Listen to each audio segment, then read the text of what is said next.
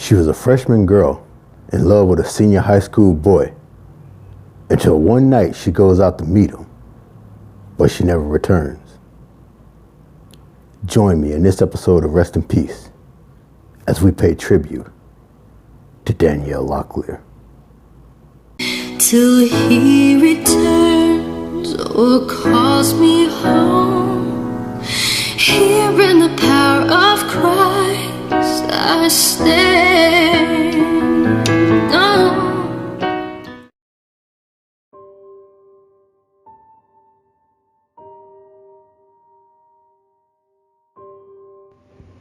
Danielle Locklear was born on July 10, 1998 in Fayetteville, North Carolina.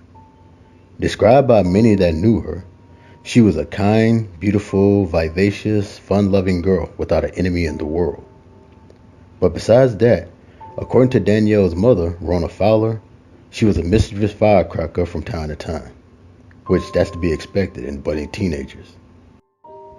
After spending a fun time at summer camp and now getting ready to begin her high school journey as a freshman, Danielle asked her mother if she could enroll in a high school in Hopes Mill, North Carolina, and stay with her grandparents who lived there. This request came for two reasons. One, she had grown close to her new friends she had made at summer camp. And two, she had met someone, a high school senior boy by the name of Jamichael Malloy. Jamichael and Danielle met at summer camp, and according to interviews given by Danielle's family, it was love at first sight for the freshman beauty. Lighting up whenever he was present, putting hearts and stickers on a notebook professing her love for him, the works. And though Danielle and Jamichael's love was forming, she found herself in competition when vying for his attention with his best friend, Dominic Locke. Dominic and Jamichael were described as best friends that were joined at the hip, almost inseparable in everything that they did. The two were so close, they even talked about joining the military together after graduation. This friendship, though, had its ups and downs when it came to Danielle, however. Whenever Jamichael hung out with Dominic, she felt like the third wheel, and would even go so far as to let it be known on social media when one time on Facebook, she posted, "I feel no love because some people are too busy hanging out with other friends to pay attention to their girlfriend." This type of neediness attitude eventually caused trouble between Danielle and Jamichael, which caused random timeouts between them in their relationship. That was until one night.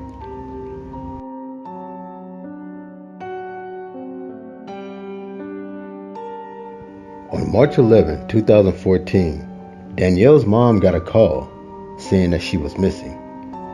She had asked her grandpa if she could walk her further down to the street of her neighboring friend's house in order to do some homework. He gave her permission so long as she was home before curfew. But Danielle never returned. Police were called and a missing person report was filed. Word spread around Hope Mills about Danielle's disappearance, and people helped out the best way that they could. Trying not to think the worst, Danielle's family hoped that she had just run off somewhere and would just up and return one day. But her Aunt Shayna started hearing rumors about a secret place near her mom's house where teens would hang out. So she went searching for anything that she could find that would help lead to Danielle's discovery. When she made it to the area, she described it as a scene out of a horror movie. It was a creek surrounded by dense brush and muddy waters. As she ventured in, she found two things: the word help scratched in the ground and a rolled-up sock, like the one Danielle was wearing when she went missing. So the question now was, if this was Danielle's sock, where was the other one? And most of all, where was Danielle? The answer wouldn't come until 24 days later, when an off-duty cop was on his way home. As he was driving, he noticed something in the water from a bridge near the South River of the Cumberland County line. That something turned out to be Danielle's body, barely floating above the surface. As police pulled her sludge-covered body from the creek, They noticed her waist was bound by rope and tied to cinder blocks. Basically, this was used as an attempt to weigh Danielle's body down and keep her submerged in the muddy water. Yet the attempt failed to succeed. Her death was ruled by asphyxiation. Police then informed Danielle's mother of the terrible news that no parent wants to or should ever hear. Now the investigation as to who could have done this to Danielle Locklear was underway, and their main clue came from the location where her body was found. It was nearly a mile from a person Danielle knew very well, her boyfriend, Jamichael Malloy. The next day, police had a search warrant to search Jamichael Malloy's house, looking for anything they could to tie him to Danielle's murder. And they found it.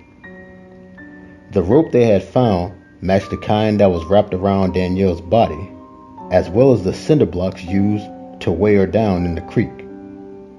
They then found Danielle's phone somewhere on the highway, and when they got into it, they found a voicemail from Jamichael telling Danielle, "If you come around me, I will kill you." Armed with enough evidence, police took Jamichael and his best friend Dominic in for questioning.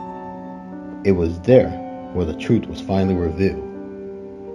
Jamichael revealed that he and Danielle met at the creek, and during the argument, Danielle told Jamichael that she was pregnant.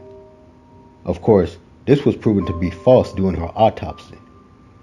A lot of people believe Danielle said that thinking it would keep Michael Malloy from breaking up with her. Instead, it had the opposite effect. Freaked out about what Danielle just told him, and thinking his future for the military was now ruined, Jamichael waited for Danielle to turn her back to him. When she did, he grabbed her in a chokehold and choked her to death. After doing so, Jamichael then went to the car where his friend Dominic was waiting for him, oblivious to what had just transpired. When Jamichael told Dominic what had happened, he couldn't believe it. Yet despite it all, he agreed to help Jamichael dispose of Danielle's body. So they went to Jamichael's house, got the rope and cinder blocks, tied them to Danielle's body, and dumped her, thinking the cinder blocks would submerge her underwater forever. Jamichael Malloy would end up pleading guilty to second-degree murder and was sentenced to the maximum of 25 years in prison, while his friend Dominic Locke pled guilty to being an accessory and was sentenced to 6 years. Danielle Locklear is buried at the Upper Room Prayer House Church Cemetery in Cedar Creek, North Carolina. She was 15 years old. I'm Psycho Rick. Thanks for watching.